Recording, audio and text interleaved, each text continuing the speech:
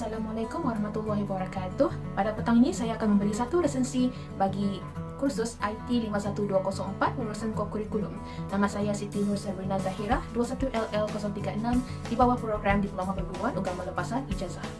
Buku tersebut bertajuk How to Win Friends and Influence Others, telah dicetak pada bulan Oktober 1936 dan ditulis oleh Dale Carnegie. Buku edisi pertama mempunyai 291 halaman muka surat dan dari tahun tersebut, seiring dengan perubahan waktu, buku tersebut telah diubah suai dan dicetak dalam berbagai edisi dan bahasa, termasuk edisi e-book. Pada petang ini, saya akan memfokuskan kepada satu bahagian di dalam buku tersebut, iaitu bahagian 4 yang bertajuk Be a Leader, How to Change People Without Giving Offense or Arousing Resentment. Terutama sekali, iaitu bahagian kedua, iaitu bertajuk How to Criticize and Not Be Hated for It, yang bermaksud bagaimana cara memberi kritikan dan tidak dibenci olehnya. Dale Carnegie percaya tingkah laku seseorang tersebut dapat diubah apabila orang sekelilingnya merubah tingkah laku mereka terhadap orang tersebut. Sinopsis. Bahagian ini menceritakan cara 6 orang yang berlainan latar belakang memberi kritikan kepada orang lain, bukan secara terang-terangan, akan tetapi secara tidak langsung supaya tidak dibenci ataupun menyinggung perasaan orang yang dikritik tersebut. 6 orang tersebut pertama sekali ialah Charles Schwab. Kemudian yang kedua John Wanamaker. Yang ketiga kita ni ada cerita daripada Carl Langford, iaitu Mayor of Orlando in Florida. Ini yang menunjukkan bahawa ini macam sindiran halus lah kira, tapi bukan dengan cara memarahi ataupun membuat diorang malu secara berlebihan. Kemudian teknik kedua yang Dale Carnegie telah nyatakan dalam bahagian ini ialah tentang tendensi atau kecenderungan kita ni untuk melapisi kritikan kita ni dengan pujian.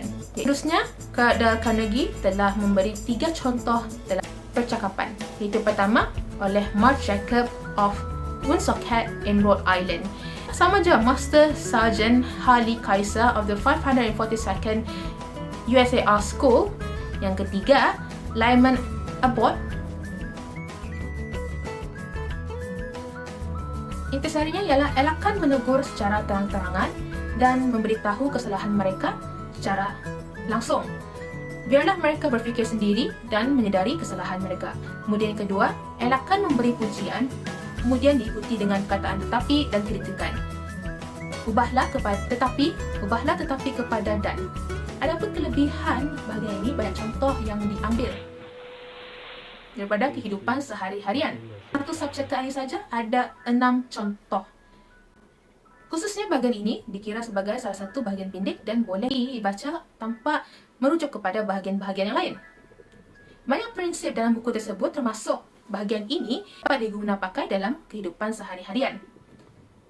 Dan Carnegie juga mementingkan sifat emosi manusia yang ingin selalu dilihat sebagai baik. Terakhir pada tahun 1986, iaitu 40 tahun yang lepas. Kekurangannya, contohnya sedikit ketinggalan zaman. Seperti yang kita ketahui, buku tersebut telah dicetak 1936 dan walaupun telah diubah suai, pembaca tidak dapat relate ataupun mengaitkan diri mereka dengan situasi-situasi yang ataupun contoh-contoh yang telah diberikan. Lebih baik kalau buku ini dapat direvise sekali lagi dan dapat diperbaiki juga dengan menggunakan ilustrasi visual.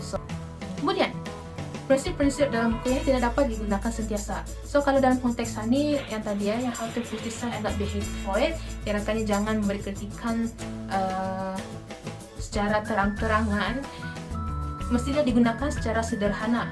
Atau kita ni akan dijuluki sebagai hipokrit, tidak tulen, hambar dan semacam mesin.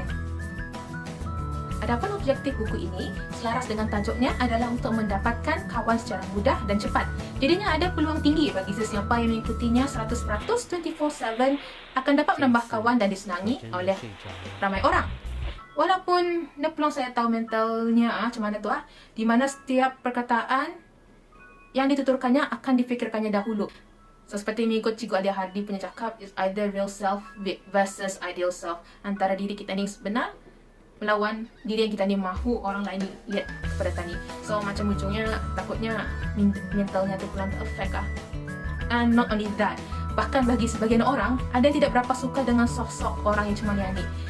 Ada juga setengah orang yang tidak dapat dikritik dengan cara Ani, jenis orang yang cannot read the situation ataupun tidak dapat membaca suasana.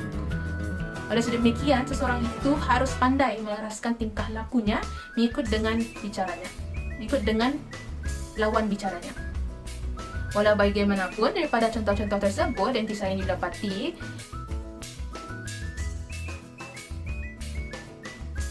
saya akhiri resensi ini dengan wabillahi taufiq wal hidayah. Wassalamualaikum warahmatullahi wabarakatuh.